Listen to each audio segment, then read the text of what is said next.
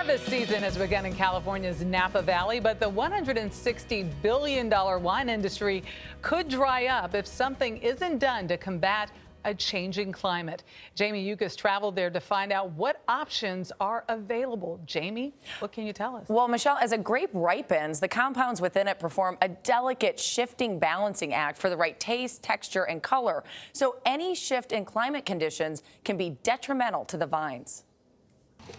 While a red wine should be aged in barrels, these Cabernet grapes are dying on the vine. Andy Beckstoffer has been growing grapes for some of the biggest names in California wine country since the early 1970s. How much cab do you drink a day? Breakfast, lunch, or dinner.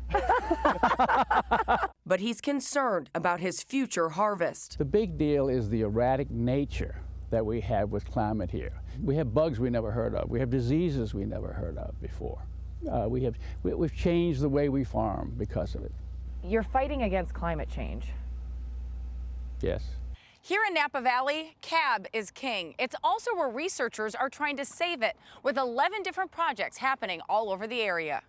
You want to keep the wine quality. That's right. We want to keep it delicious and cost worthy of that $300 bottle. Beckstoffer Vineyards is investing tens of millions of dollars, partnering with UC Davis for the world's most ambitious Cabernet Sauvignon rootstock and clone trial. Vineyard manager Clint Nelson and researcher Con Curterall say the area has heated up by nearly 2 degrees a year.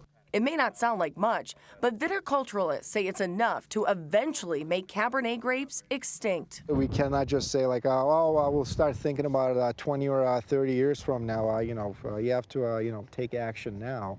What does it mean to this area that you're doing this research? We don't look at this as just a Northern California trial or experiment. We look at this as an industry-wide trial. UC Davis is using shade nets, switching from horizontal to vertical planting, and various technology to grow a better, stronger grape. You have naysayers. They might think we're going too far, spending too much money doing it. We're chasing things that won't turn up. Researchers are testing 100 combinations, but it will take at least 6 years to yield results. Like any fine wine, Beckstoffer says it will take time.